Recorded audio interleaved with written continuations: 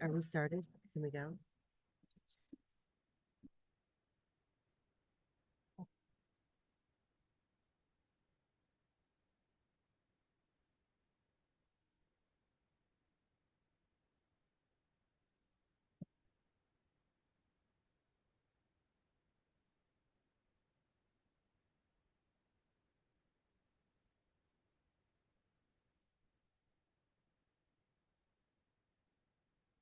You want to plug in here? There's a plug right there. No, I don't have a. I Oh, you don't have a plug. Sorry. My computer's gonna die. Oh, thank you. Okay, thank All you. right, Miss thanks, Brenda. Shonda. Okay, we're ready? Oh. Good morning, everyone. Can you hear me? Yeah. Oh, shoot. Hold on. Yes.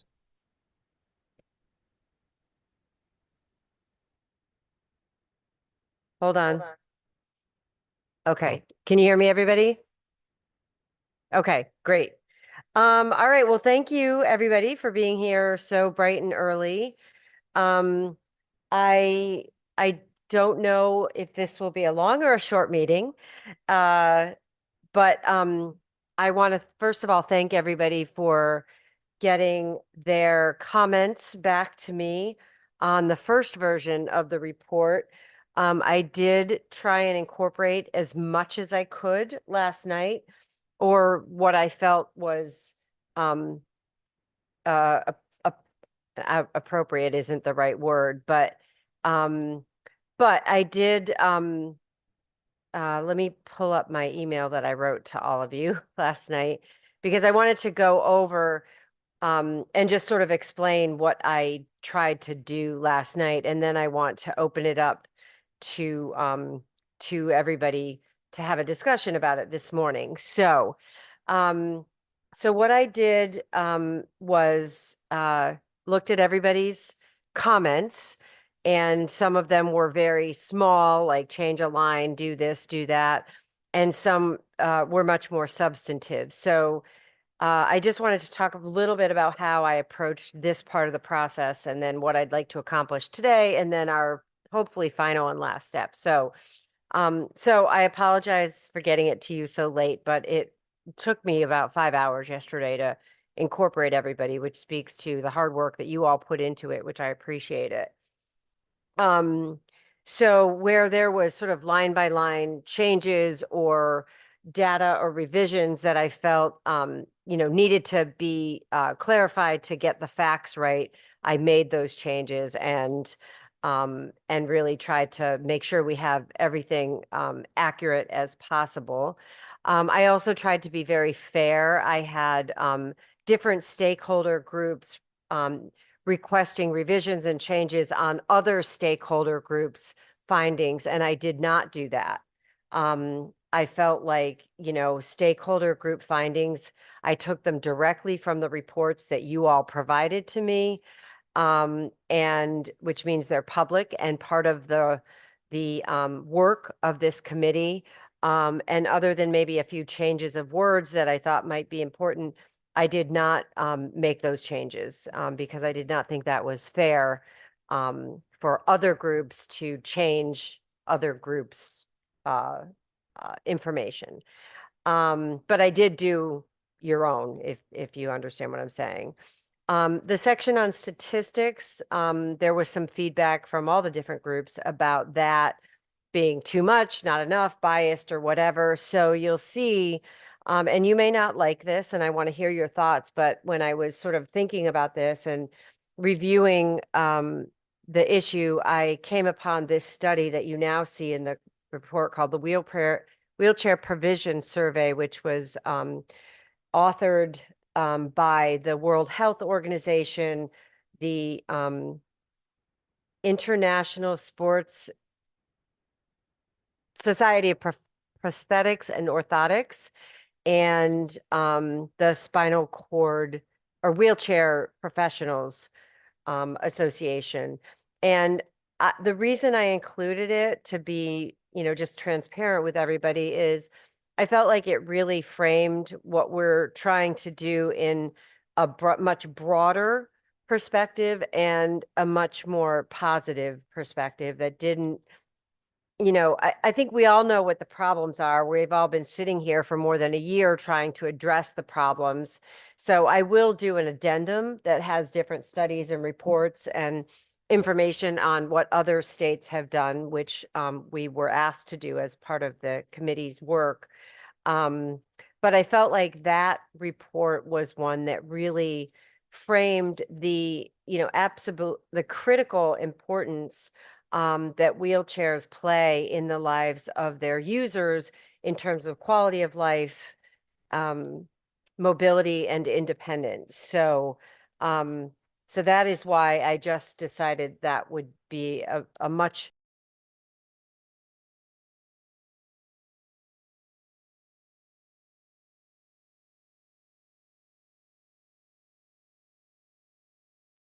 Bev, you're mute. Let me, hang on. Was I mute that whole time? Yes. Wait, you Literally just that whole time I was talking, nobody heard Oh, me? no, just the last, like, 5 seconds. yeah. Oh, It was just a few words at the end of your sentence, Bev. Beverly, this is Melissa. okay, sorry. Okay. So on the recommendations, finally, what I decided to do was, as much as possible, just make the recommendations. And then the comments underneath any of the recommendations, I really tried to be just factual or data. And I took out any discussion points made by me and decided it would just be better to have each one of the stakeholder groups respond on their concerns, feedback, and input regarding each one of the recommendations. And the reason for that is, the reality is I don't think any of these recommendations are consensus recommendations, and we just need to be upfront about that. I think there was large agreement on the concept of all of what we're trying to do, but not on the actual implementation. So it seemed to me it made a lot more sense and was more fair for all the stakeholder groups to be able to respond in their own words. The thing I will ask is that I don't want pages and pages and pages of response. You know, I think based on what I saw from people, it should not be hard to be succinct and articulate about your responses to the recommendations. Whether you agree with them, disagree with them, want them changed, or whatever. So I would ask the stakeholder groups to stay within 3 pages at the most for your responses to all the recommendations. And that may be hard, but I find it a little hard to imagine that can't be done. So with that, I'm going to stop and open it up to all of you for comments, questions, concerns, and then we can talk about next steps. So I see Senator Seminar, did you have something you wanted to say, or? Okay. Okay. So with that, why don't we start with hands?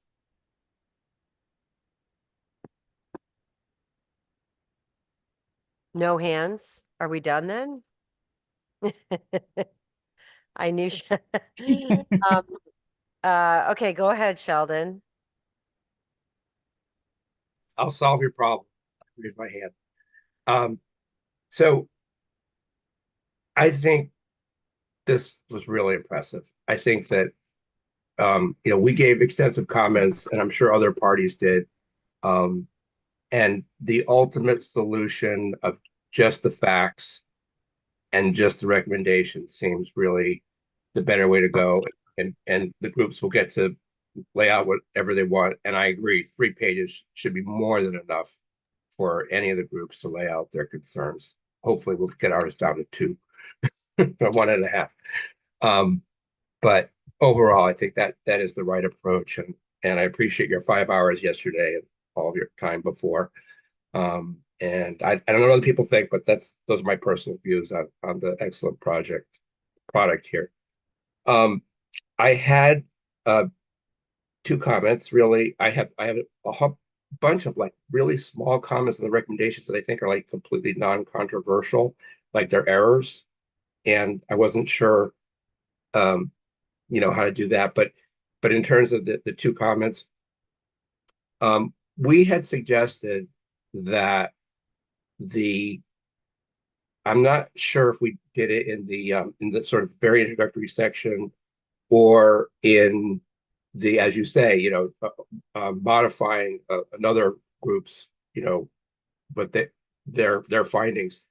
But it was really important, and that is to a breakdown based upon the industry's own facts of what the delays are coming from. I mean, they presented it in hard data, and that is not there. And I understand. I think the way we presented it is sort of like the way Jonathan had it along the way with a chart that shows like percentage, like each numbers of days for the whole thing. I can understand why you didn't want to include that. I have a suggestion, and that is that just the facts, just take it right from the industry's presentation to the task force on 11.2. It's in slide 16. And so instead of saying, well, what percentage of the delay was this, what percentage of the delay was that, don't do that. Just take it exactly from their presentation. So, but the reason why I say this is if you look at the discussion of the industry's presentation, it's very long, and there's a lot of stuff there that, okay, if they want it in there, that's fine. It's kind of irrelevant, not very important. But the really important stuff is G. This is on page 7, which says repair time varies based on the number of factors, including in-home versus in-shop repairs, whether remote assessment can be done, part supplies and ordering, insurance, RX, and PA requirements, transportation needs of consumers, and more. See industry report for more details. But what's missing there is the data was provided, and I think it's extremely important. I'm not saying it should say percentages. That if you just do the math, you can see the majority of the delay is post parts having arrived, post prior authorization. It's once the shop has it, but just can't get to it. But we don't have to do that. I'm just suggesting, and particularly slide 16, just take the data. Average number of days to receive PA, 8 days. Part is ordered immediately, and average number of days when the part is in stock, 3 to 5 days. If it's back ordered, 21 to 28 days. And then in post-COVID, averages in shop, 2 to 4 days, in home, 25 to 27 days. Those are the facts taken from their slide. And I'm saying is there's so much detail in this section, which is not that relevant to the problem, whereas this is. So I don't see why we wouldn't include that, in that section. And if the industry doesn't want to include it, even if it's their own data, then it should be like in the introductory section. So that's my first comment and my biggest concern, so that anybody reviewing this understands where the delay is coming from. And they can do their own math to do the percentages, whatever. We can do that maybe in our statement. I don't know. But the point is that the basic facts of where the delay is coming from is really critical, and it's their own data. So it should be there. The second comment is the section that's on page 9 that is entitled Key Task Force Recommendations. I don't have any problems with that, except it's written in the first person from you, Bev, and that's kind of weird in the task force report to use the word I. And my suggestion would just be to change the title of the thing to be chairperson's comments on the key task force recommendations or something. Or, what I'm saying? This report comes from all of us, and this section's an exception. And I'm not objecting to that. I'm just saying that it should be labeled as such, or maybe it should be early in the report or something. My only specific comment in that section, though, that I do have a concern with is in the third paragraph, where second sentence says, while I personally favor some kind of regulations as the surest way to ensure consumers more reliable repair and service of their equipment, I understand this is a complex and challenging task in which our legislators will need to deliberate. The problem I have is with the first part of that sentence, because you're weighing in on a particular recommendation as opposed to all the others. And I think it's from the whole task force, and I think it'd be better if there was not. I mean, you can file your own comment in the back, but I think this really should be the task force's recommendations. And if you sort of say you personally favor one, that suggests, well, maybe other people don't, and maybe this is not a really good one. It gives it a second class treatment. So So it's fine to say that, you recognize this recommendation would be difficult and blah, blah, blah. But I'd prefer if you not, weigh in on any of the recommendations, except if you're entitled, like any person, to file comments in the back. Other than that, like I said, I had a bunch of really small comments in the actual recommendations that doesn't really change anything substantive, but they were errors, I think. So I wasn't sure if I should talk through those now, or do it in writing, or give other people a chance to talk on more substantive things.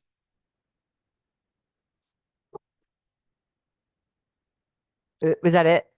Yeah, so that's the question, is whether I should, go through those small bore errors in the recommendation section. No, actually, no, thanks. I want to see them, but I don't need to go through those now. What I was going to say is, for people to, two things. After the meeting today, provide me with any additional feedback changes on the small parts of it like that. And I will take those into consideration. I will, take a look at those, and I want to obviously make sure that the information and the data is accurate, but I don't need to go through that right now. You can provide that to me afterwards. And your other two comments, I will take into consideration and appreciate them. So was that all of what, were you all set after that, Sheldon? Yeah, those are basically, I did want to also comment that while, we did recommend that the recommendation 1 includes specific number of days, for, based upon all the things that have been discussed, and your draft said 2 to 6 days, though not in the recommendation, but in the discussion section. I understand the reasons for wanting to have that be left unstated, and the parties can lay out what they think should be the appropriate days and where they're based on. And then one last thing, thank you very much for addressing the thing about needing to give authority to a state agency. That's really important, because we heard from, I know Jonathan has his hands up, Jonathan Slifka raised this last time, but other agencies have as well along the way. Without clear authority for a state agency, probably an agency that already has the infrastructure to do this kind of thing, including enforcement, without a clear authority to do it and funding, and I think the report needs to say resources, right? Then it's going to be very hard to have anything meaningful as a way of making sure this, whatever we come up with, happens if it's passed by the legislature. So thank you for including that as well. Okay, thank you, Sheldon. Next, I see Deputy Commissioner Skyers Thomas. I may have missed, I did get your feedback, so let me know if I missed some of it. Go ahead. Thank you so much. Good morning, everyone. Thank you so much to the leadership of the task force. I really do appreciate it. Just want to weigh in very quickly, 2 clarifying questions. And again, as a state agency, our role here is to really offer what the impact would be to our agency. So without even getting into the weeds, I just want to clarify, how best should we continue to capture how this would impact our agency? So let me just pause there for a quick question. It's a little hard to hear you, Deputy Commissioner. Could you repeat that? I'm sorry. I'm not sure we need to turn it up in here, or if it's just a little muffled. Could you just repeat the question? Yes. And I'll speak louder too. So my question is, how best should we continue to capture the impact to our agency? So again, my agency is DCP, Consumer Protection. So I did share some concerns, but in light of further discussion, how best should we capture this? And again, we're not opposing the issue at all. There actually is no opposition, but it's just to share the impact. Yeah, no, that's a good question. And Senator Seminara may want to weigh in also on this. But, I mean, first of all, you've been here at the meetings and engaged in the process and listening. So I think we all appreciate that. It's probably been challenging for some of the state agencies, because you can't really weigh in on the specifics of it, but rather how it would impact upon your agency. And from your comments, I understand there's not a lot where your agencies has intersection. But one of the things I assume the legislature and the Human Services Committee in particular will be discussing and grappling with is how any recommendations that we make work within the state agency infrastructure. So I guess my answer to the question would be to just stay engaged, look at the report when it's done. And if you have, questions, concerns afterwards to with any of the groups, you can always reach out to Chandra or I can get you the information. And certainly to the ranking members and chairs of the Human Services Committee once the report comes out. So hopefully that answers your question. It does. Thank you. And just a quick follow-up. I've heard this during the meetings. Again, I have been on largely gathering information and not being very vocal. But I saw that we have a number of CRT users that are on Medicaid. Do we have any number for actual users in the state? I know it's very hard to ascertain that, but just wondering if there is somewhere to point us to that would have the numbers of users in the state. Yeah, I think I actually put this, it was a little more buried in the report and I may have moved it up. But according to, I think it was Ginny's data, and you can correct me if I'm wrong, that there were close to 5,000 CRT or wheelchair users on Medicaid, which represented about 0.044% of the Medicaid population. And Ginny, do I have that right? Yes, you do. You do. Okay. Yeah. So how many wheelchair users there are above and beyond Medicaid? There's 5 million in the country. I could not find a number for the state of Connecticut, and obviously the Medicaid numbers are easy to track. We probably could get a hold of Medicare. I think the state comptroller data was quite small as well. But the private market is a whole different animal. So, and I don't know if Susan it probably can't even address that because only a very small portion of the insurance plans, the fully insurance plans are actually regulated by the state. So unfortunately, that's the best I can do on that is the Medicaid number. Okay. Thank you so much. That's very much appreciated. That truly concludes. I mean, we do have some additional commentary about potential impact to DCP, and I will share that in writing so that it's, it's accessible to all parties. So thank you again. Yeah. Yeah. Good morning, Deputy. That was going to be my comment. What do you see as the role of DCP in this issue? And if your comments are going to come later via email, I'll look at them at that point if you prefer to do it that way. I do have some. Oh, good morning, Senator Seminari. Good to see you. I do have comments. And to not, belabor the time, it's really in reference to recommendation number 1. Again, it's not to oppose it. There's no opposition here, but just to really kind of state the impact. And considering that we do a lot of regulatory work, we're the regulatory agency, right? So we do a lot of regulatory work. If this were to be within our purview, although we suggest because of the human services nature of it, that we could probably work with one of our partner agencies and that they could probably take the lion's share of this work. They have a little bit more purview to this this particular type of work. So perhaps DPH would be better suited, perhaps DSS would be better suited.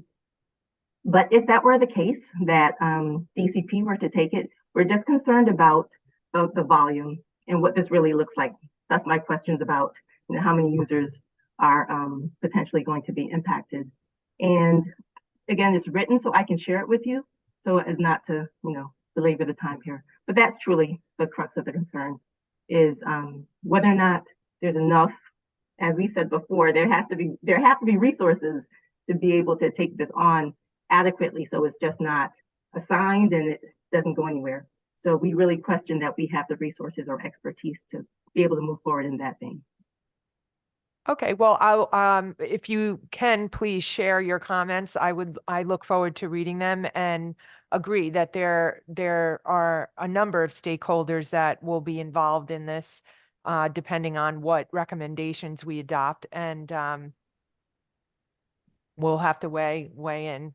But I appreciate you being here and your participation, and certainly your interest in wanting to be involved in making this better. Thank you very much, Senator Seminara. I will share it with you and to our chair as well. Thank you so much. Thank you. Thank you, Deputy Commissioner. Yeah, I think I would say, I would ask actually each state agency to also provide some sort of a response. I think it'll be really important for legislators to know what either questions or concerns or actual information about the impact of any of the recommendations being implemented would have on your agencies. So that will also be included in the report. It's kind of weird because there's like not really like a report like thing, like a template on how to do this. So we're just kind of going with what I think we all think makes the most sense for our work together. So so thank you for that. I think Jonathan Sigworth had his hand up next. Thank you, Beverly. Again, thank you so much for all your hard work on this report. I wanted to respond to the question about, the total number of wheelchair users in Connecticut. And one of our suggested edits was to include, along with that, DSS number of wheelchair users, was to include the number of power and manual wheelchair users as reported by the industry, because it seems to me that they collectively have over 92% of the market in Connecticut. So they service 92% of CRT users in Connecticut. So including their data, since they would be the ones providing the vast majority of wheelchairs, that would give a fairly accurate number of the power and manual wheelchair users in Connecticut. No, that's a good Which- suggestion. Actually, I mean, as you can imagine, not going to make excuses for myself, but there's a tremendous amount of stuff to weed through. But I do remember there was some data on that. So Yeah. we can certainly include that. Yeah, no, I think that would be important. And that was included in so you can just look at the previous comments that I had made, that I had shared, and that was one of the line edits.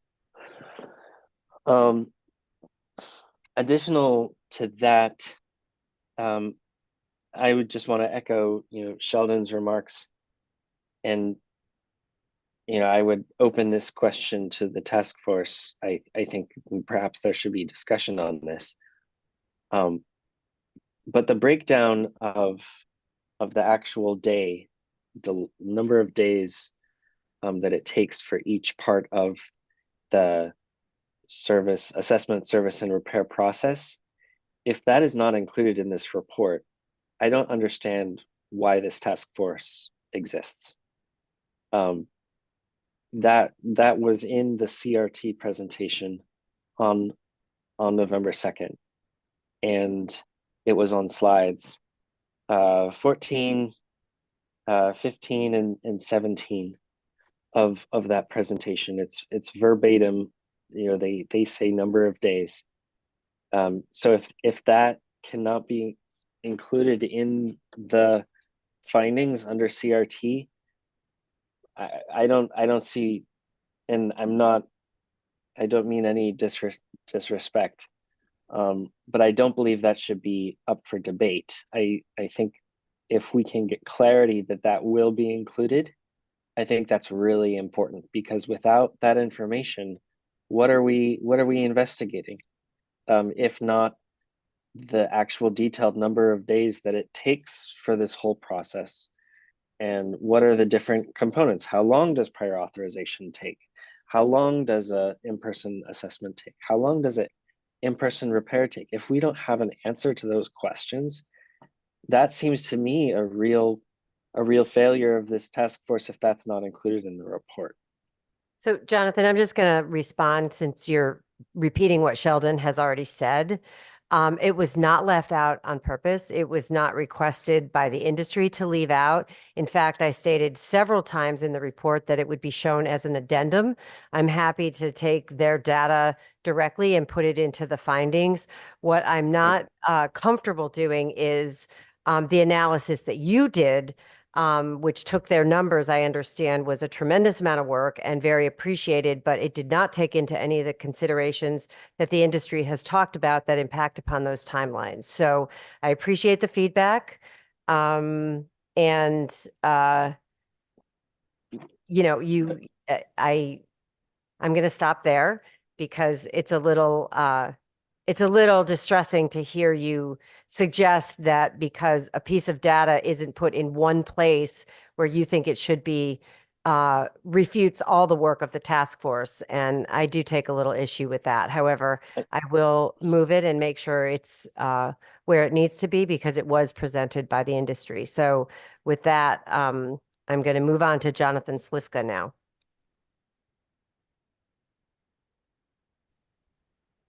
Thank you, Madam Chair. Very quickly, Aging and Disability Services just wanted to echo and second a couple of Sheldon's recommendations with respect to including the industry.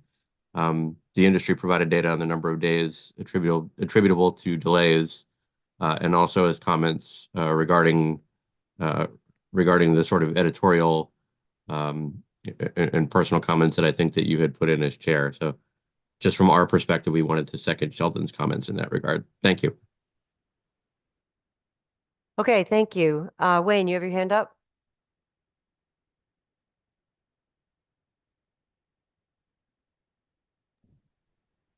Yeah, Madam Chair, thank you.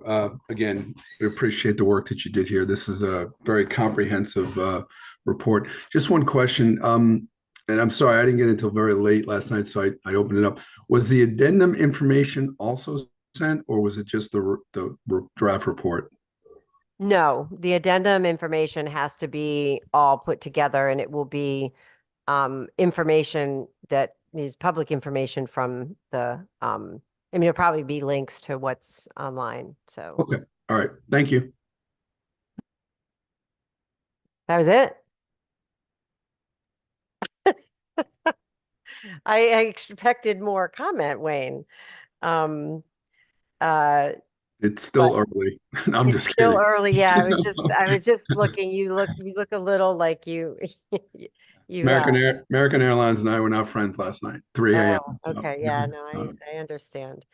Okay, thank you for that. David, you have your hand up. Hello, can you hear me?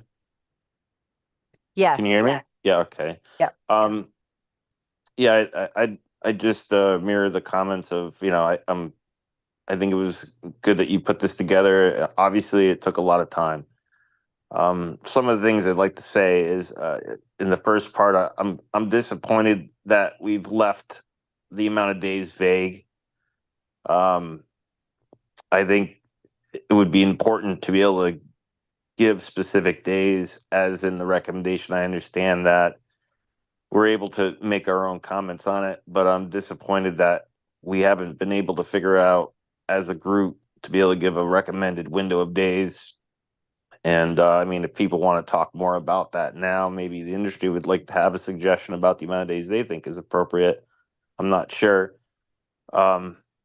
Moving forward off of that, again, I think it's the heart of the matter that the amount of days that it takes to get things fixed, it's important. There's a section, let's see, there's a section where it talks about annual preventive maintenance on backup chairs. I think maybe we could tweak that language to be more specific, because annual to me sounds like it's once a year kind of thing. And I think if you're going to have a backup chair and we're going to talk about maintaining that chair to be ready for when someone needs it, it probably needs to be an ongoing thing for maintenance, not just a manual kind of preventative maintenance issue. So I would suggest maybe we look at that language. And also, I brought up number 8 in last meeting. Although it's a nice thought as far as getting nonprofits involved, and there may be some validity to that, I don't necessarily see that as something a legislator can act on or use as a recommendation to fix the ongoing issue that's going on with the two companies that we're dealing with now. And I know that you put some caveats at the end of it. You know, you've talked about how it may not do something or may not work, but I don't really see it as a recommendation that legislators can really do anything with. Although if someone wants to convince me otherwise, I'm more than willing to listen, but that's pretty much the end of my comments and concerns at this time. Good morning, David. It's Senator Seminar. I did want to ask you for some clarity regarding the annual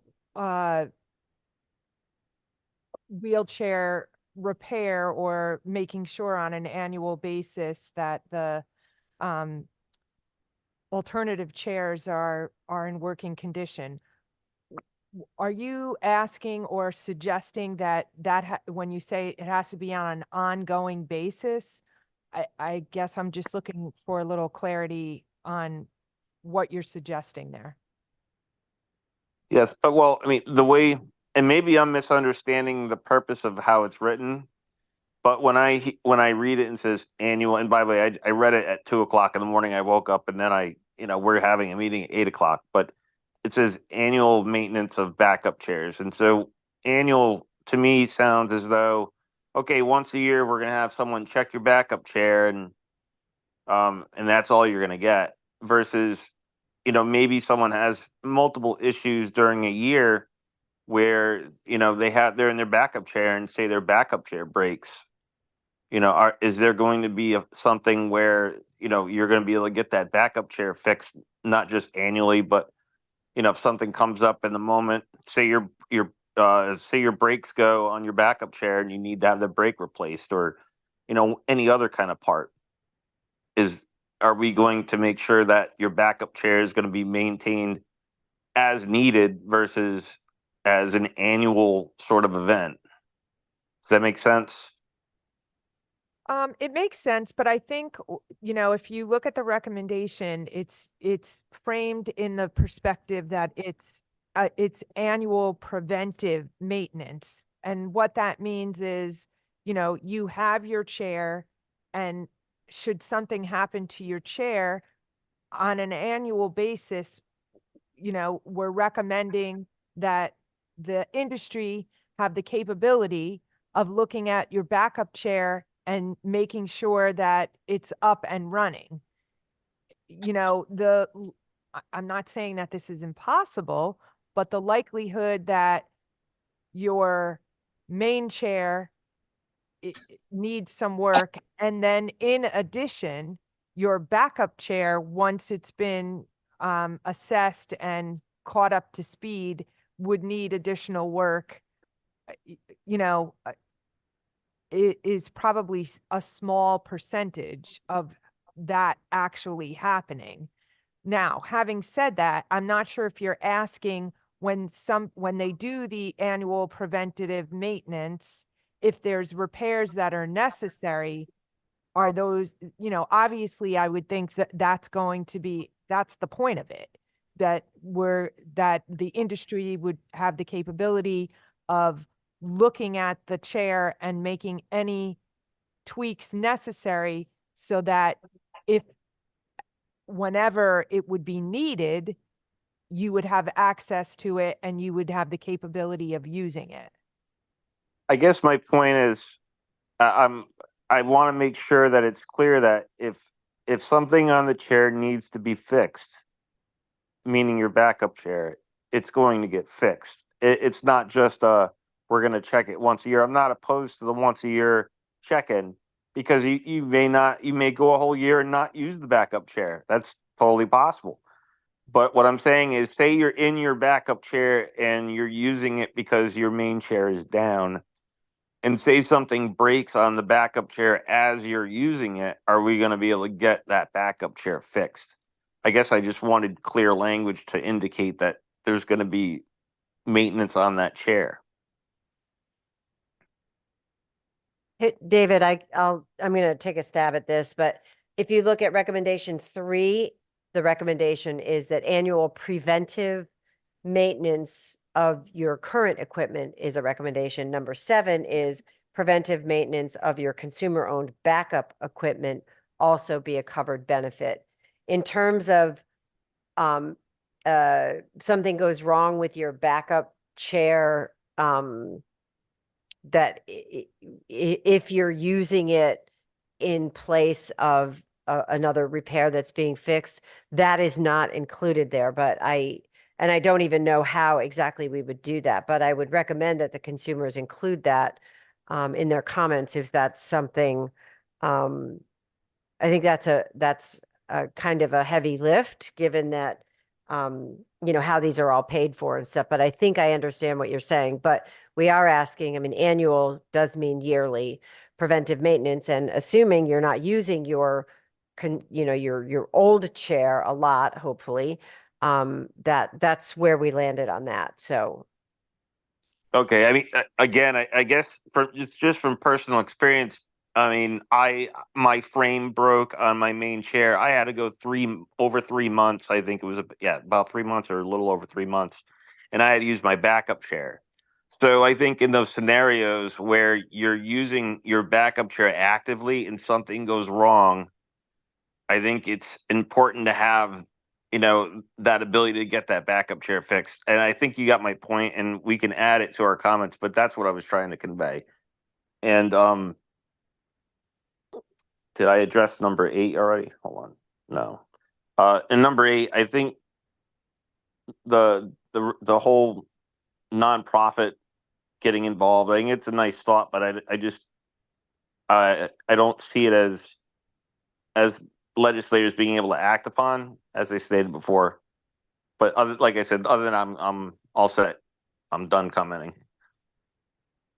Okay, David, and I guess I certainly, this is Senator Seminar again. I do not want to speak for the industry on behalf of what you were mentioning in terms of a concern that if you're using your backup chair while your main chair is down, that you want assurances that it's going to be fixed.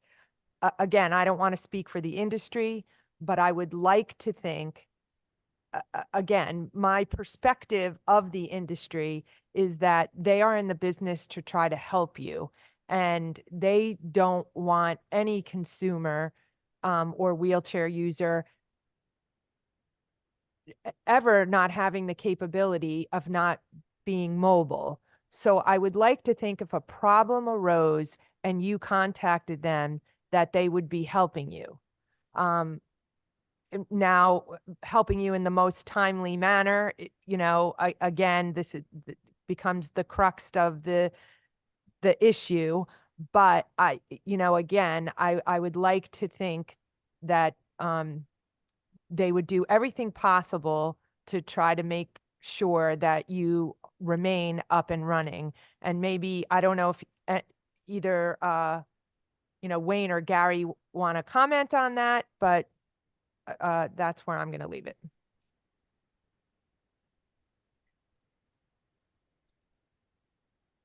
I'm happy to comment quickly. Yes, we do everything we can to get people up and running as quickly as possible. And if parts are available, even used parts in some situations, especially on a backup chair, we will try and do that.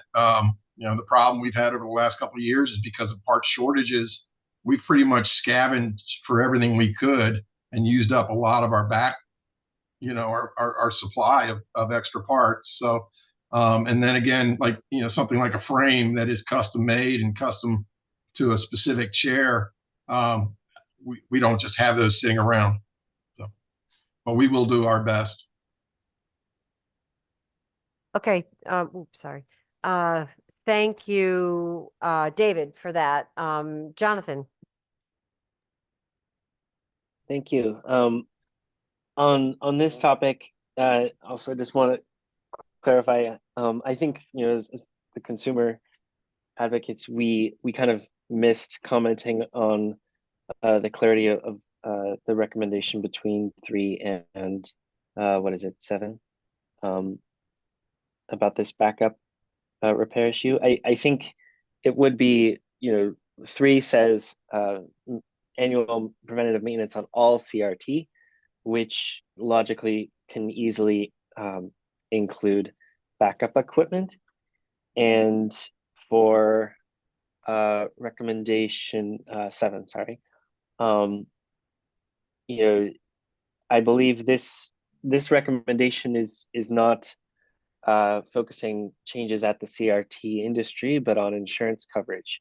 So, as the CRT industry presented on November 2nd, it was their original recommendation that repairs in general be covered by insurance for backup equipment. That was on one of their final slides. So we will include feedback on this draft to include those recommended changes to make that more clear, because I think that was the original recommendation, was preventative maintenance for all CRT, including backup, as well as separate coverage for ongoing repairs to backup equipment. Is that correct, Wayne or Gary? Yes, it was more about the payment for it than kind of our end of it. Yes, that's correct. Great. And then I also just wanted to echo kind of David's point where, I really would like to ask all the other stakeholders here, to discuss specific time recommendations, because up until this point, the consumer advocates are the only ones who've actually put out some specific numbers for the timeline requirements.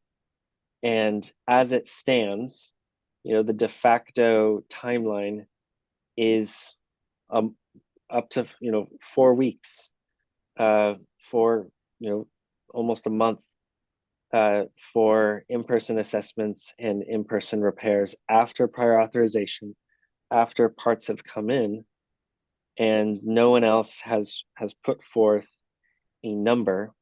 And this is going to be the legislative fight in the coming session. And it would be very useful for us as a task force, I believe, to have some kind of spitballing, low-level debate about possible numbers.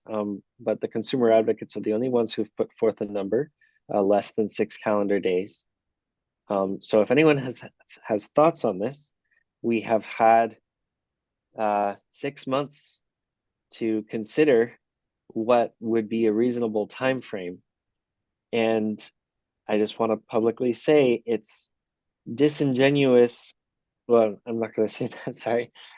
I think it's really important if the consumer advocates are putting forth a number, and if anyone thinks it is unreasonable, I think they should say that now. And I think that they should respond with an alternative number of days that is reasonable, and that we can kind of hash out some of those differences and the logistical rationale behind those differences here and now with the time that we have sitting at this task force together. So if I could put that out there. Okay, thanks.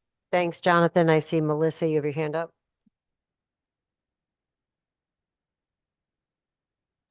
Sorry, it's always getting myself off mute that's the challenge. I want to echo what Jonathan said, and I was going to say that before he said that. I think we should at least come up with some kind of, if not consensus, some kind of framework of what the industry thinks, what we think, and I think we should come to some sort of agreement. I think that's, as Jonathan says, one of the major issues of concern and kind of the crux of the matter here. So thank you. Okay, thanks, Melissa. Rick.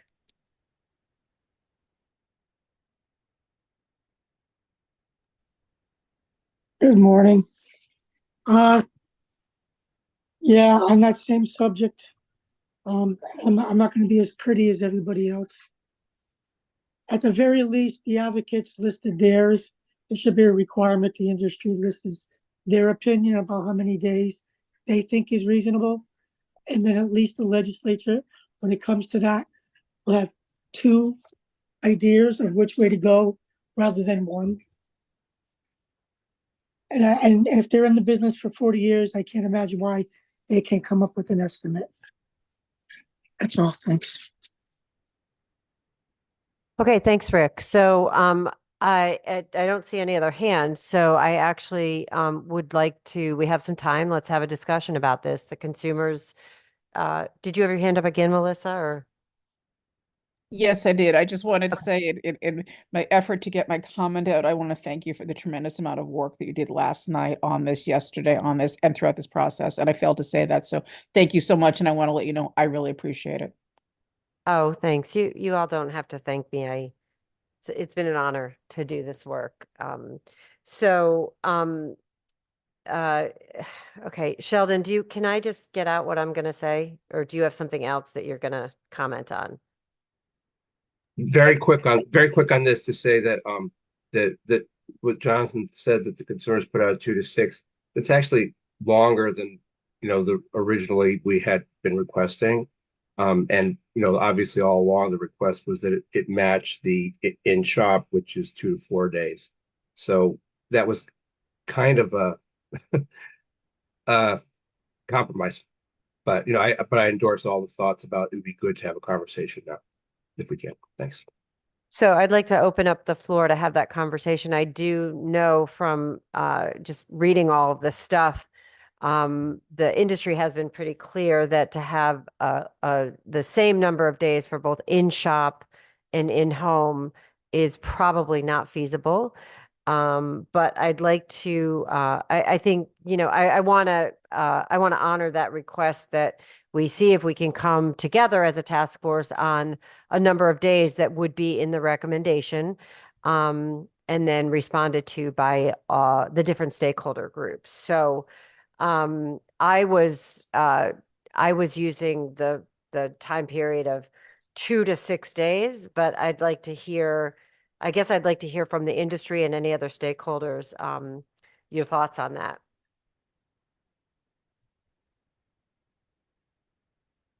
I want to be clear that I'm understanding this. You're saying 2 to 6 days for the initial evaluation, or for the repair to be complete? That's a good question. 'Cause those are two totally different discussions. Yeah. John, what was the consumers? What was the actual? It's very confusing to me because there's like 500 different steps to this process and a lot of different variables. So Jonathan or Sheldon or one of the consumers, could you state what it was that what you'd like to see in the report for the number of days? Yeah, so as it stands, we're talking about less than 6 calendar days for an in-person assessment.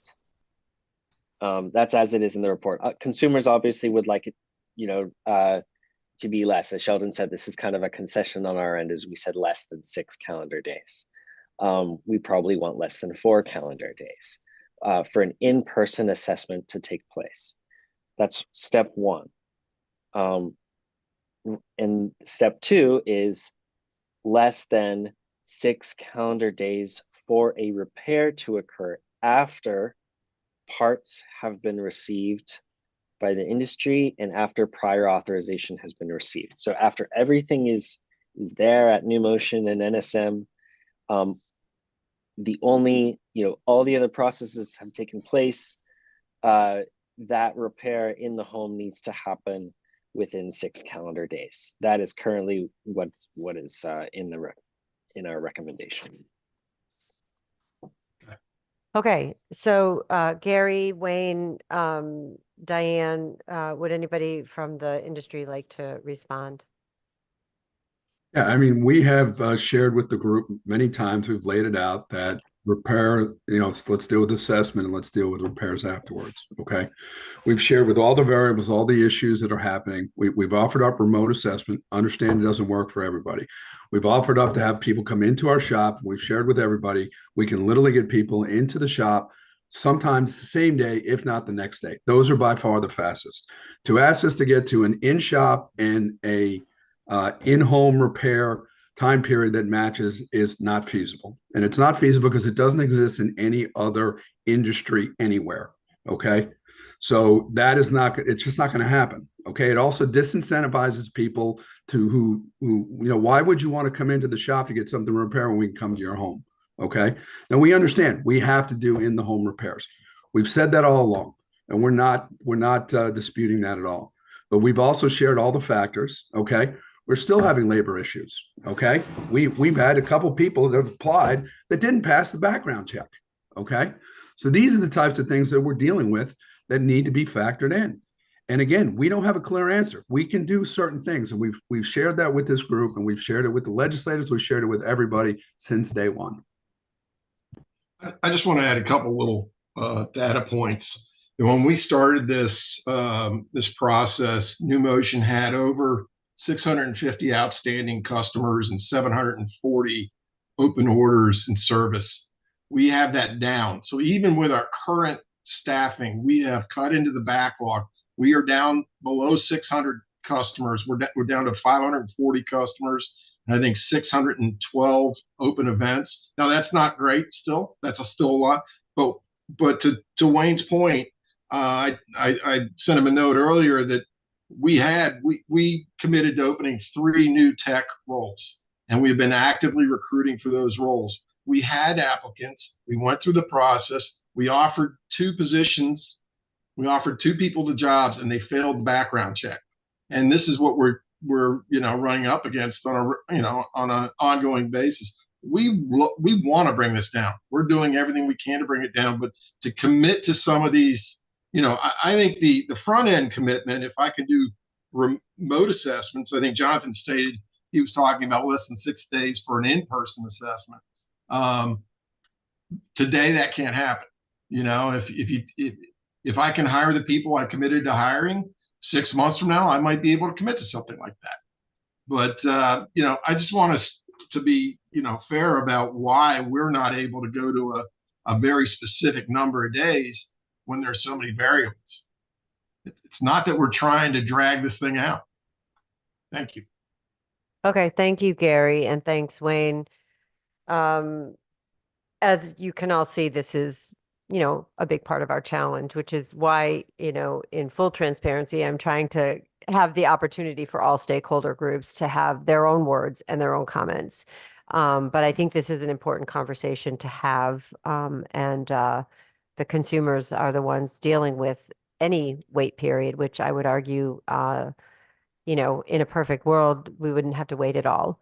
And I can speak from experience on this, having had someone close to me wait 3.5 months for a new wheelchair after it was destroyed by an airline. So we know this is a problem. So Jonathan?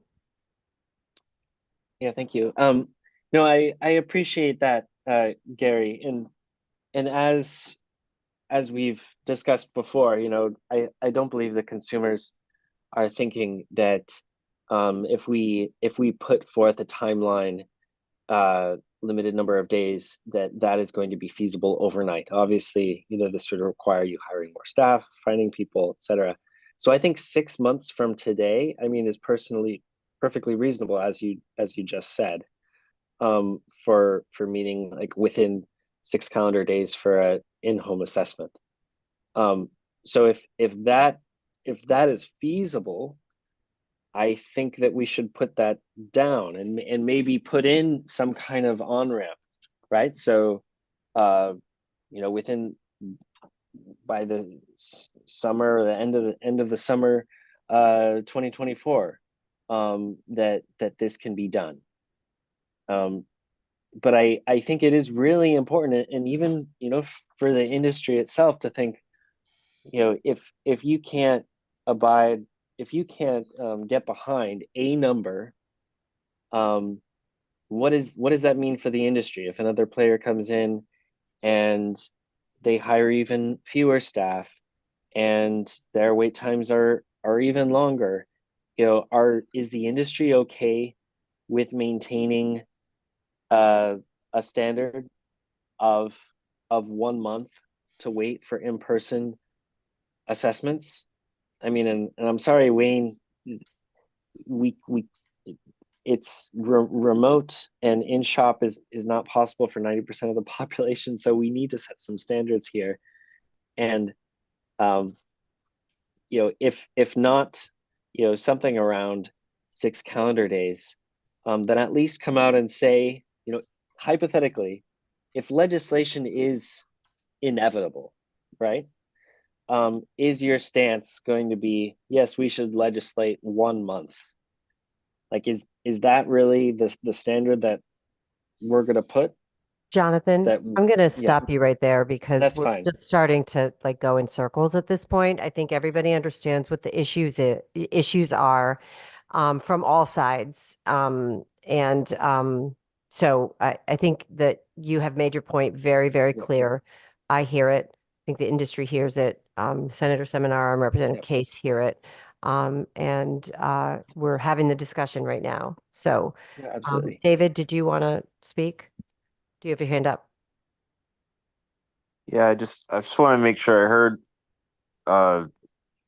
what was said clearly. It was brought up about having parity or having certain amount of days set up, and how it would disincentivize people from coming into the shop. So is that the point of having such a big difference in repair time to drive people to go into the shop? Because that's what it sounded like to me. Maybe they Well, could clarify their statement. yeah, no, what it says simply is if you have two options, one, come in the shop the same day, or you can get we can come to your home. That's a disincentive.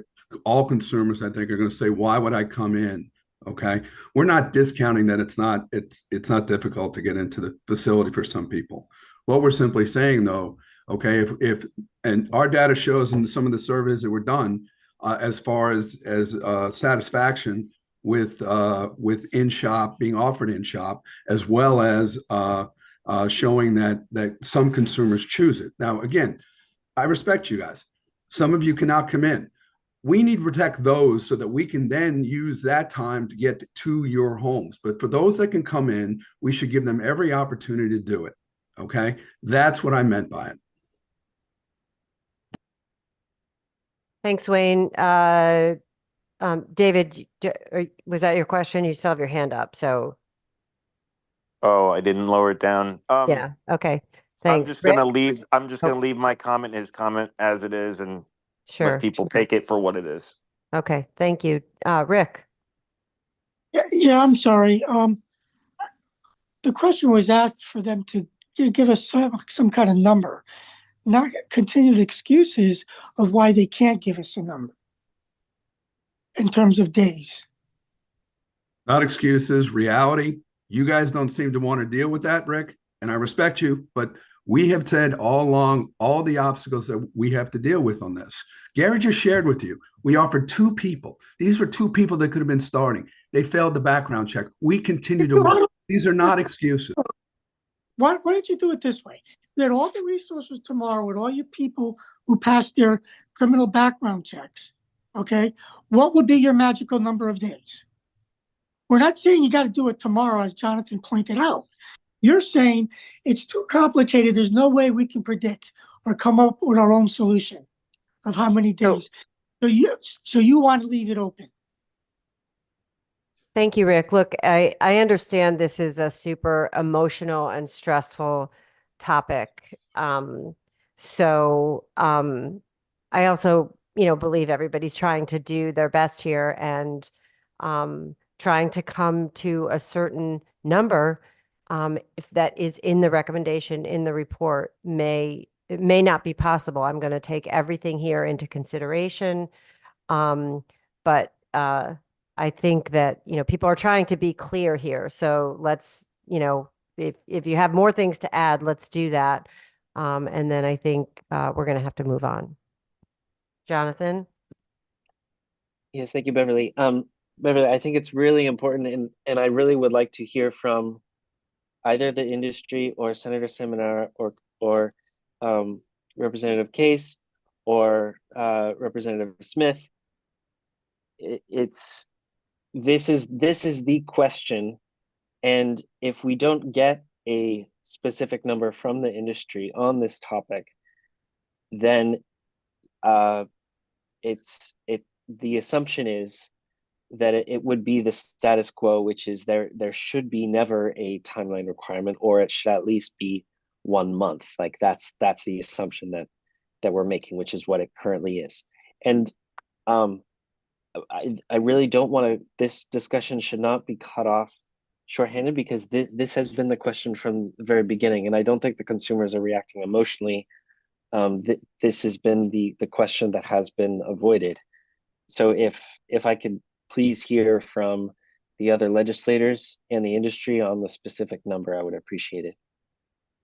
Thanks, Jonathan. And I apologize for the word emotional. This is a very serious topic, but I don't think anybody's trying to cut off the conversation.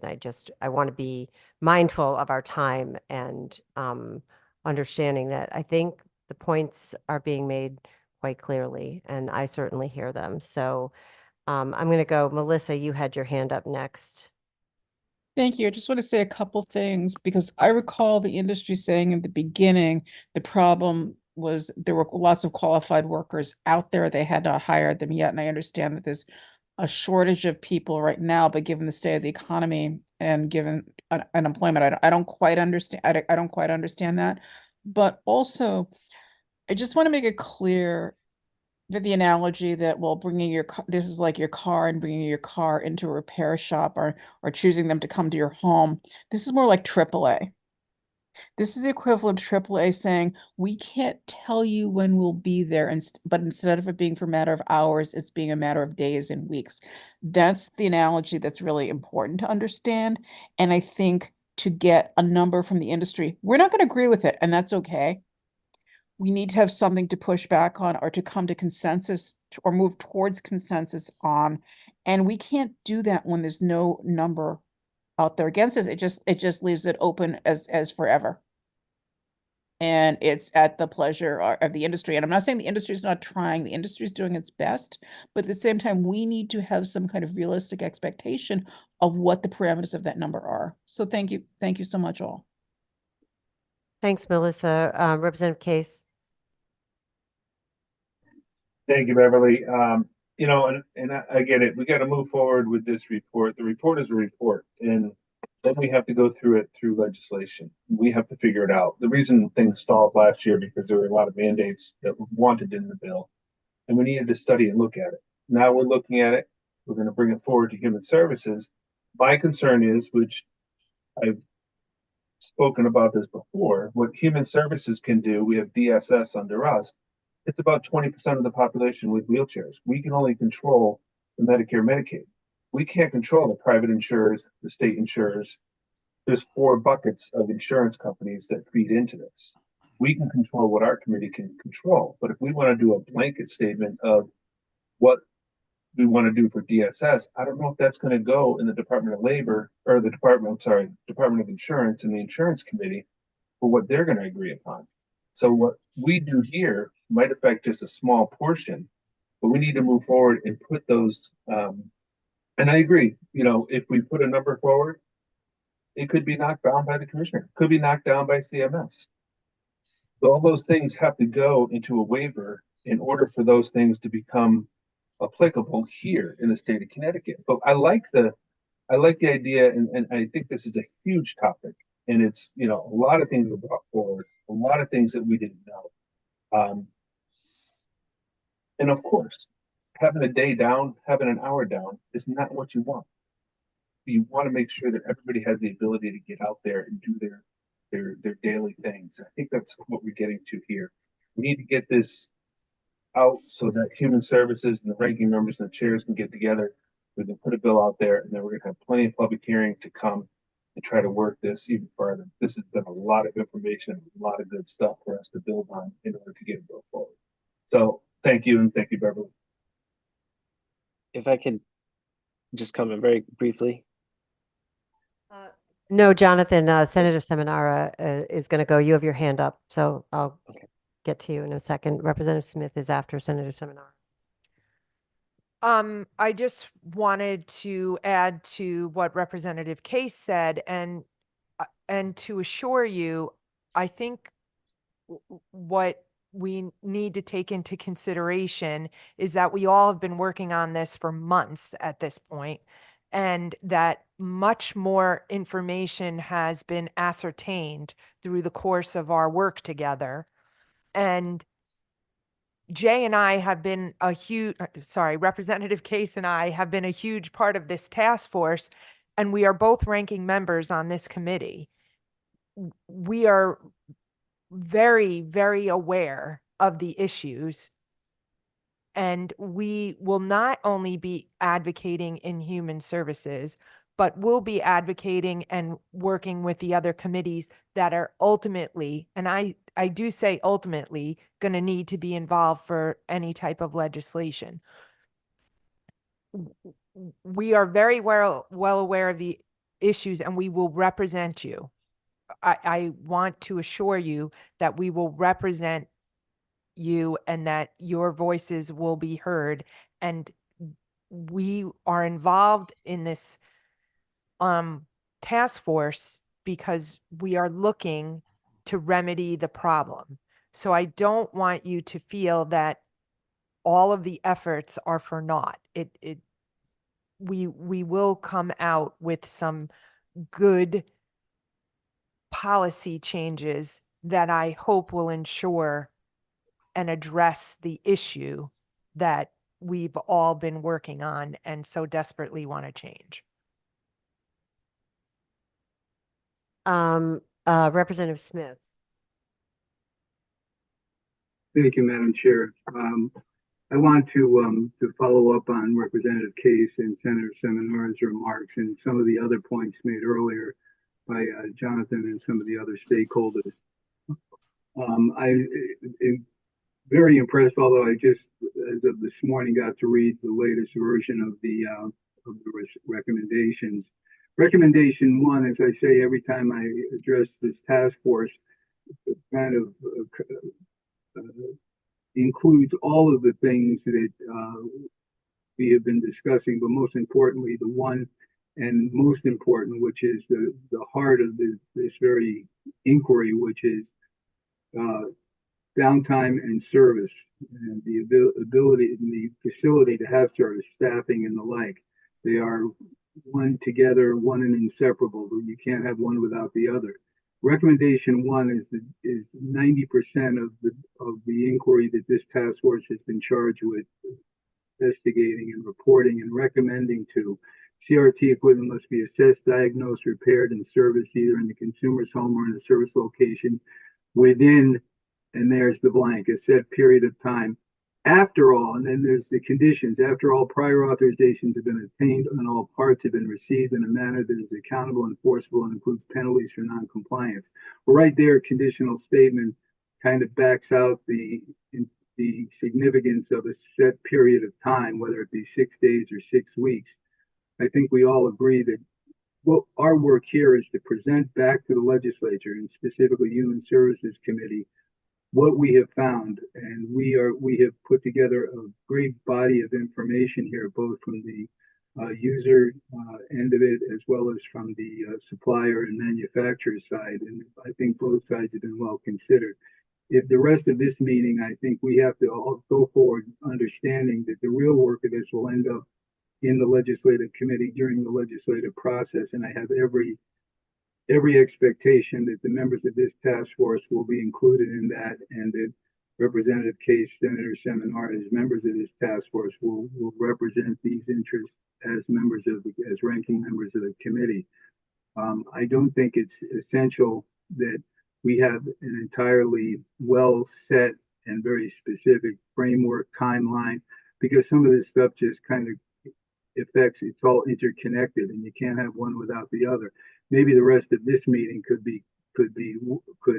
decide what it is we want to recommend to the full body, keeping in mind that this is always just a preliminary report, or not a preliminary report, but a substantial report on the state of CRT repair in the state of Connecticut and what we can do to remedy it. Both sides admit that it needs reform, and putting in the actual legislative language is not essential at this time.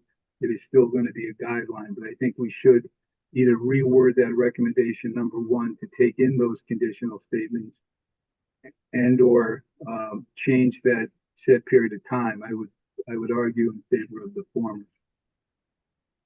Thank you, Representative Smith. I see Jonathan and Sheldon, and then I have some comments.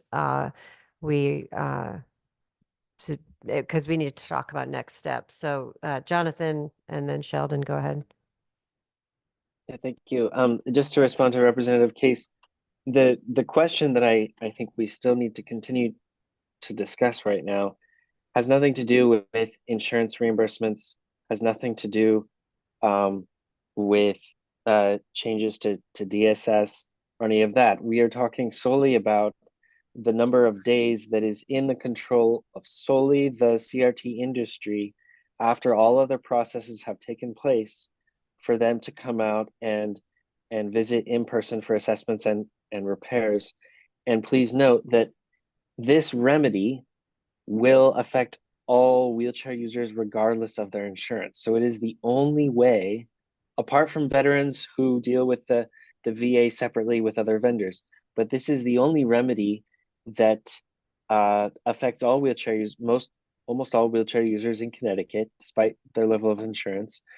This remedy also will incur the least amount of cost to the state because this does not involve reimbursements. Okay, this is a requirement of time, and I think it is dangerous to leave this discussion for later on specific days, because we have all the experts here. All of us have kind of been soaking in all this information. So I really would like to hear from you, Representative Case, from you, Senator Seminara, and others. What do you think of the less than 6 days timeline, or what number of days would you feel comfortable supporting in this recommendation, and why? If the industry can't say anything, then I would like to hear from others who can, what number of days would seem reasonable so that we can have an idea of the range that we'll be playing around with and discussing with legislators, because that specific number of days will come up later, and we really need to have that conversation now. Okay, Sheldon, and then I think Senator Seminara has a comment.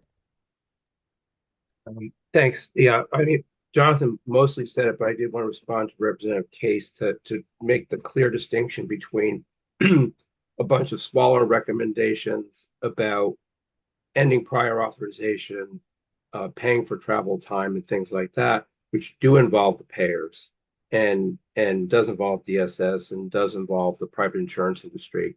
And that some of those, the self-funded plans we can't regulate and all that, so we can't tell them what they have to pay for and not. But that is really a small part of it. The much bigger part is recommendation one, which not only applies to every single custom wheelchair user in Connecticut, or if legislation passes, it would apply to all of them, but requires no federal approval, no CMS involvement whatsoever. It's entirely an animal of state authority, which it has. So I want to, when we talk about things that do involve prior authorization, a lot of those things don't require CMS approval either. We can get rid of prior authorization entirely under Medicaid, and we just notify DSS. There's no waiver needed because prior authorization is entirely optional for the states when they do it, when they don't do it. And paying for certain other things don't require approval. I would say that paying for the travel time for to have non-emergency medical transportation, pay for taking people and their wheelchairs to the shop, that is not federal law, I don't think. So you'd have to get a waiver for that. But mostly, it's going to be stuff that's in control for Medicaid. But I do recognize that that's only, so many parts of it, and the self-insured plans are out of it. But when we recognize that all of these things are small compared to the big issue of number of days for repair, and recognize that we have that totally within our authority to do that, the state does, then we don't have to even get into a discussion of CMS or anything else. And I did want to acknowledge what Senator Seminara said, which is really appreciated, and that is that, you know, there's different committees. And even though this doesn't require any federal approval, even though we can regulate the entire industry as far as timeliness, there's more than one agency. So it's going to be a project where the parties are going to have to work together to move this forward. So I look forward to working with Senator Seminara and you, Representative Case, and others to, you know, how we can make this work through the various committees. Thank you. Representative Case. Yeah, thank you. And, you know, I get it. I want to work on the timelines and that type of thing. I think what my point is, we can work on regulations with DSS because we do the contracts for what we pay for. If we go out and we want to do it across the board, the timelines, I think that's going to bring in DCP and a bunch of different stakeholders, because I don't think human services can regulate the industry across the board. Although we'd like to, we could put those recommendations. But I guess what we need to do is get out of this committee and let's get into the legislation and let's talk with OLR and get the attorneys involved and see what we have for the ability to do. I just want to let you know, I mean, there are other stakeholders, and some are on this meeting. I know Susan's on here, but, you know, with other industries, I don't know if human services can do a blanket across the board since we control the contract for DSS payers and payees. I just have to look at that and see how that is actually drawn up. Would we like to? Absolutely. But that means every committee could do their particular thing and do it across the board. I just think, you know, and Sheldon's really knowledgeable on a lot of this stuff, been here for years doing this. And I think we all have to get to the table once the legislation is drawn up and work with Rep. Smith since you've been here talking with us on this stuff.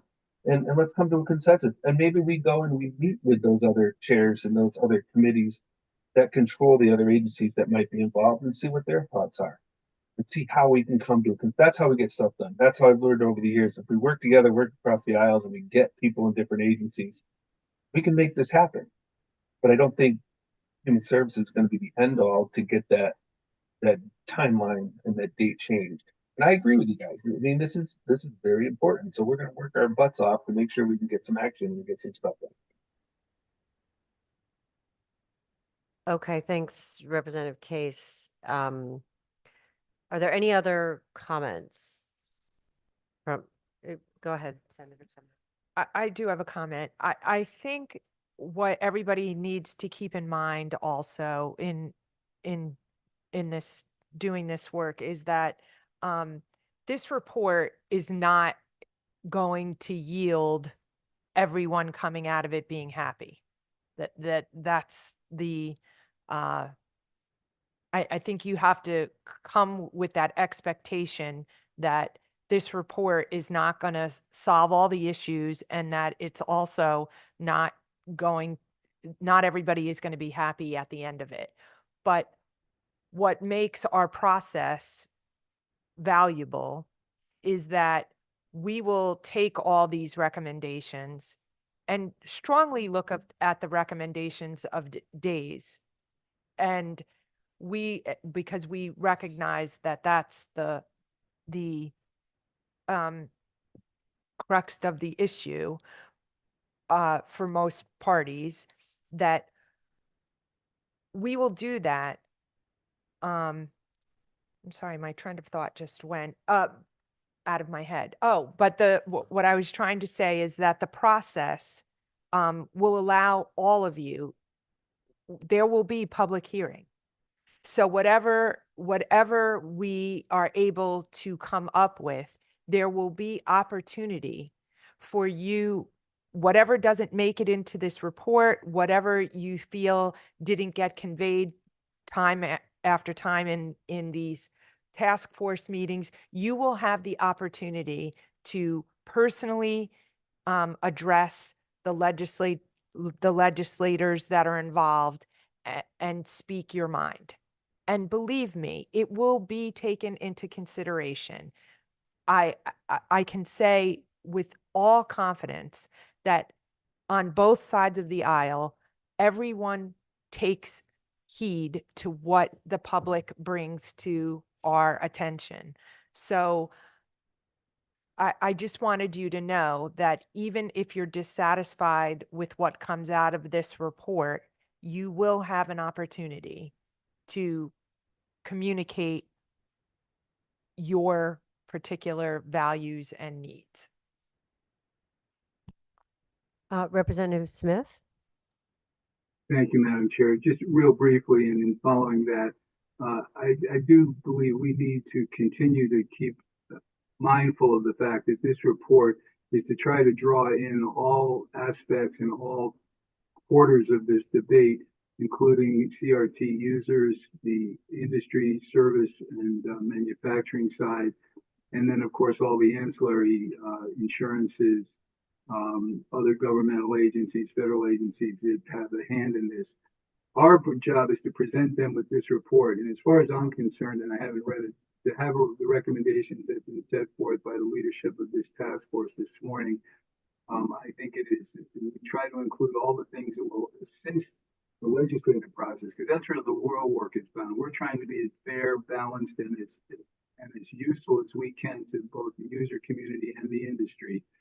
But I believe what Chairman Brakeman has said in the past, it will probably be important that we have some unanimity in this. I want to see that we are, even if it means including a lot of more detail in the non-recommendation part of it, we can capture as much of all the relevant material in this debate, but present it as a united and unanimous offering of our task force to the full General Assembly and to the full committee. I think that's very important.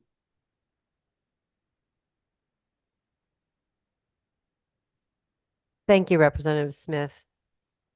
Could you just say that last part again, Senator? You think it's important?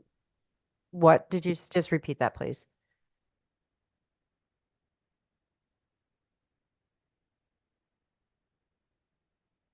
I can't. You're on mute. Yeah. Am I correct in that you said you think the task force needs to support the report in order for it to go to the legislature and being taken seriously? I have a preference. No, I think it's going to be taken seriously, but I think you said, Madam Chair, in the past that if I'm understanding you said correctly, I know it was last meeting before that, that when we have this report finalized and that we do vote on it, that we present it with a unanimous support of the full task force, even if there might be some portions of it that we may not fully agree with. I think there are still gaps there that need to be filled, but I think we have to always understand we're presenting this as a research and an aggregating force to get all of the quarters of this particular debate together and to present it as a coherent overall recommendation on a number of issues to the Human Services Committee and ultimately to the full Assembly and to the bill making process. I think you've said you'd like to see it as unanimous. Obviously you would, but that's important. I think it's also important that we agree on this unanimously, even if it includes putting in some more detail than we might ordinarily like to do. Okay, thank you, Representative Smith. That is actually a question I have, and why I've tried to structure the report in this way, with the opportunity for all the stakeholder groups to respond in their own words with their own concerns, because I'm not actually sure what it means if the whole task force is not supportive of the final report. I don't know what that means in terms of the overall issue and in terms of actually getting something done. I just don't know the answer to that. So my goal is I would like the final report to be something that everybody on the task force can support.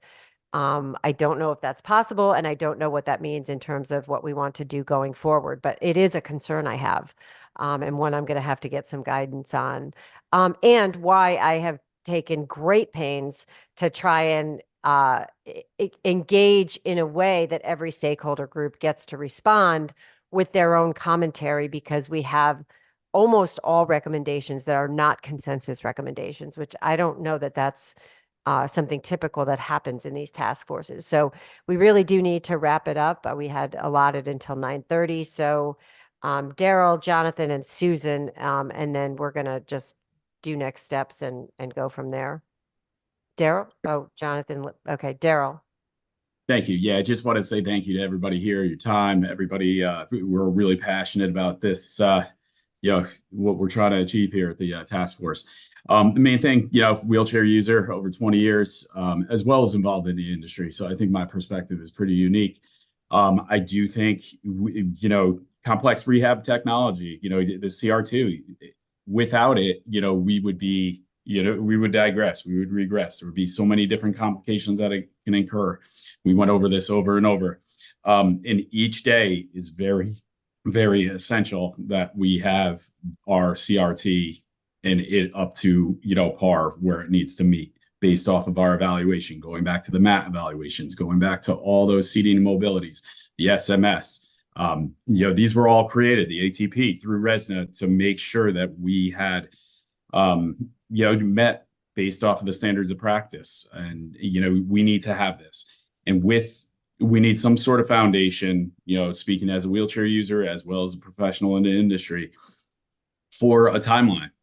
Whether it is like Melissa was saying, do we have 30 days? Do we have 15? We just need something. We need to understand, to have some sort of baseline, because there's been too many situations where it's been dragged out way too far. And, I understand, once we have the prior authorization, once the parts are received, once the evaluation, those variables are out of the question. So we just need a foundational, standpoint to kind of go off of.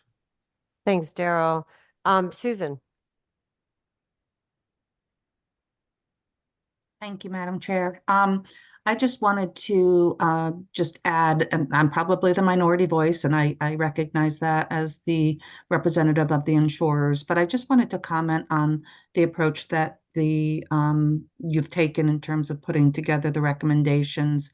I've served on a number of task forces over the years, both on, health issues and the issues that are completely separate and aside from these. And I think the format that you're going forward with is something that I have seen in my career at the Capitol, where where there is such distinct opinions of putting forth all the information for legislators to consider in a manner that allows them to kind of make their own decision on the recommendations that are proposed. So I just wanted to add my voice to that, and I appreciate all the work that everyone has put into this endeavor, and appreciate the issues that have been discussed. So thank you. Thanks, Susan. So Sheldon and Jonathan, do you have new things to add to sort of wrap this up, because we are over time? Yes. Okay. I wanted to not have unacknowledged the very helpful comments from Deputy Commissioner Skyers Thomas about how ADS is, not opposed to the part about regulation, but that it has to have authority and resources.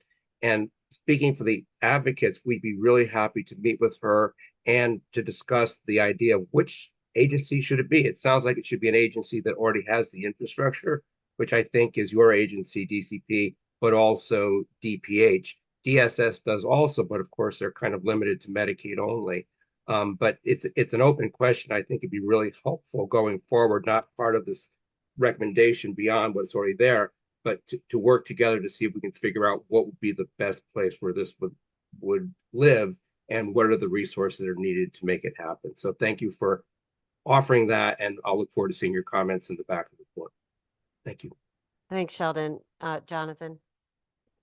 Yes, Beverly, I just wanted to clarify, was this meeting from 8 to 10 or 9:30? It's not. It's not to 10. Okay. I just wanted to respond. I didn't hear any specific number of days from anyone else. And I'm discouraged that we couldn't. I guess we'll have to wait for people's comments to the recommendations in order to hear any specific numbers. But I think if we can't discuss that openly here, it's unfortunate. Jonathan, we and have just been discussing it for the last. no. Beverly, So please, I don't, please, I Beverly, please honestly don't don't please want to don't keep interrupt me, repeating please. the same thing I'm over not. and over, and I'm getting really frustrated if you can't tell. I have heard everything. I completely understand.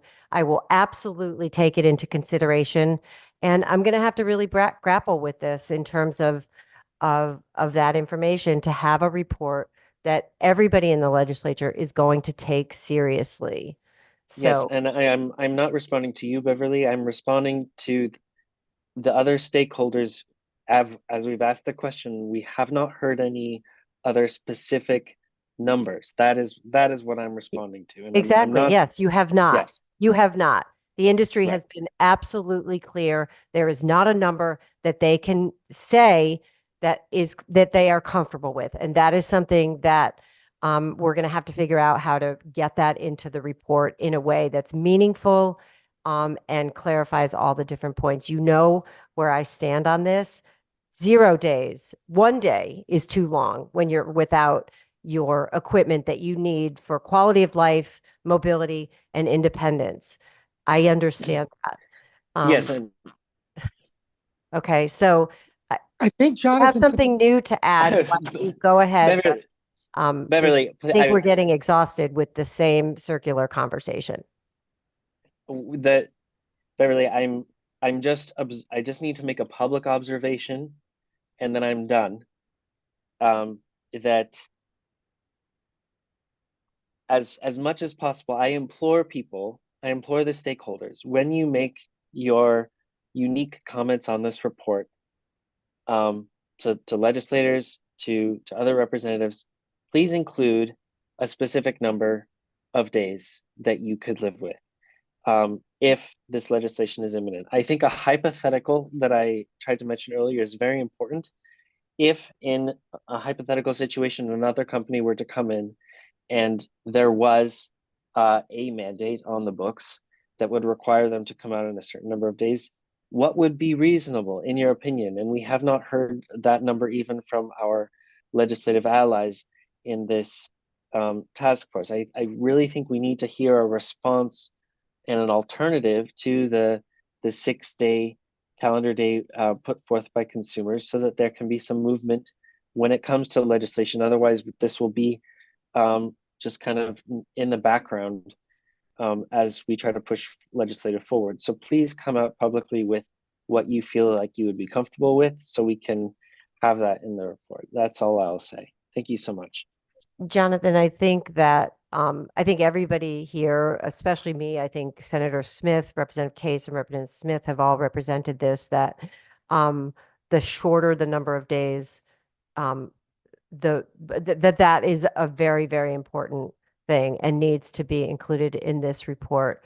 And I will be figuring that out and grappling with that, and hopefully coming out with something that everybody can live with. I would also say a report is a report. What the legislators actually do is going to be based off of the report, but not necessarily exactly what the report does, which is why your words and the words of the different stakeholders are very important.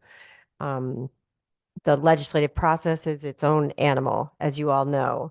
So the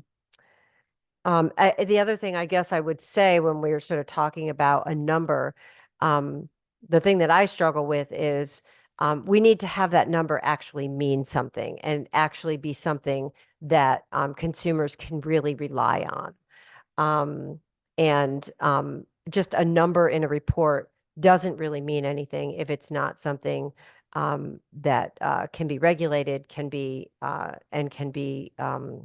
what's the word?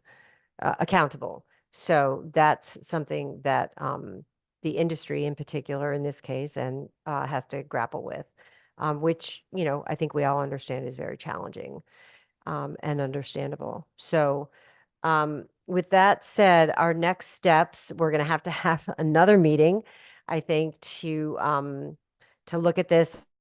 I'm not even going to try and figure out a date right now, because I think it's we're going to have to consider a lot of different calendars, and we will get some choices out to people so that everybody can do that. What I would ask is for people to take what I sent last night and send me again your comments. So two things, comments on the actual report that I sent you. I want by, I don't know if you can get them to me by Monday. Your stakeholder responses in the 2 to 3 pages that we talked about. When those are ready to go in the report, I'll need those by the next time, probably by Monday as well. Actually, if that's not a realistic number, you should all email me a date.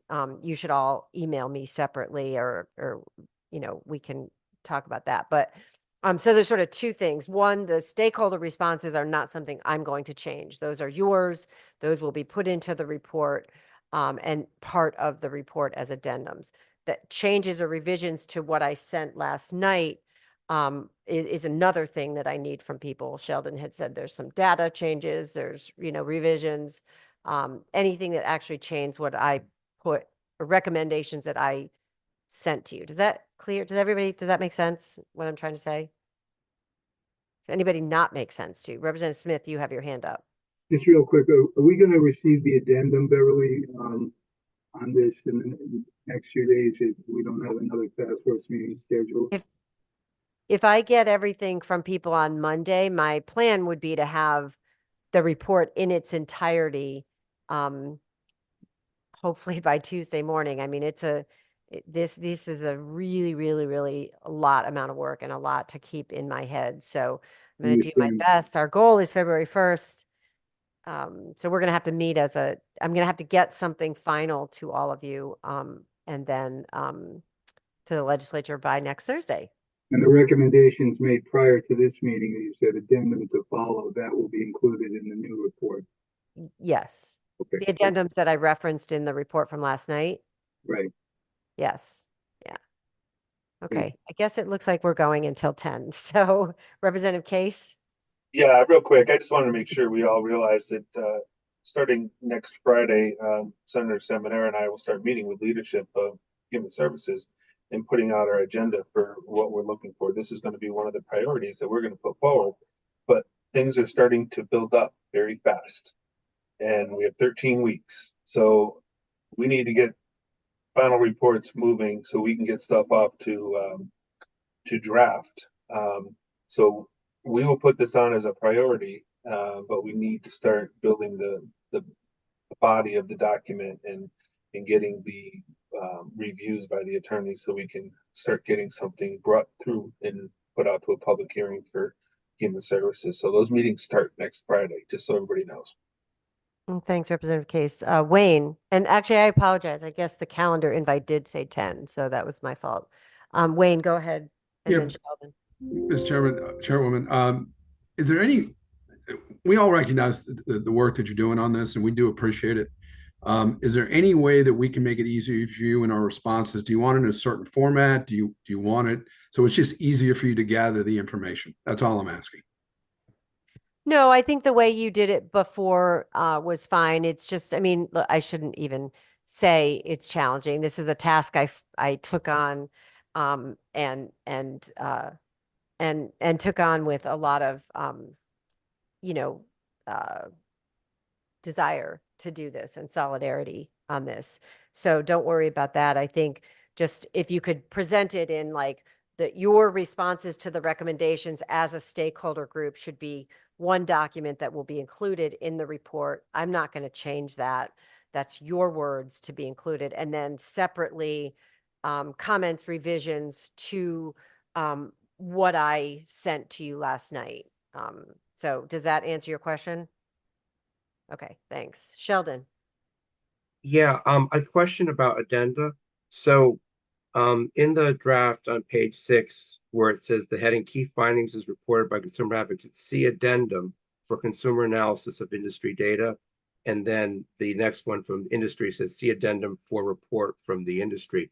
I wasn't sure if you were also thinking that the industry and the consumers presentations their full presentations on November 2nd and 9th would be attached. I mean, I actually think they should be, but I wasn't sure what you were thinking there. I think that what we're going to do is link to the information that's been made public that's online. So, and so that would be the industry's report and the consumers report, I believe, are already online. So, okay, thank you. And then as far as the part giving you comments on the not the 3-page thing, but the actual report, I appreciate that. It sounds like you agreed that having the industry's data on just wait times, right? And it's actually slide 16 is going to be okay to include. And yeah, I'm very clear that for the findings and the data, I'm going to report what each of the stakeholder groups has represented, not what other stakeholder groups have reported about another stakeholders group's findings, if that makes sense. No, it doesn't. And that's really all I was asking for. And the rest of the minor stuff I'll just send to you. Yep. Thanks. Okay. Okay. I apologize. I've gotten a little heated on this. And I hope that nobody interprets that as not caring about this issue, because obviously I do very much. Oh, I get so emotional. Sorry. It's been a long few days. So are there any other comments? We do have a little bit of time that people want to make at this point.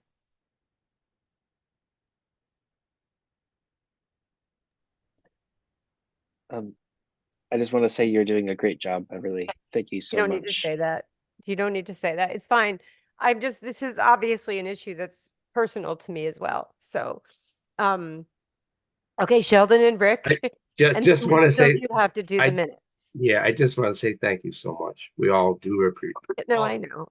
I don't, and I really don't need that. I trust that people are support this process, and we knew from the beginning that not everyone was going to be happy. So, so let's just move forward. Rick, did you go? Do you have your hand up, Rick? Go ahead. You're on mute, Rick.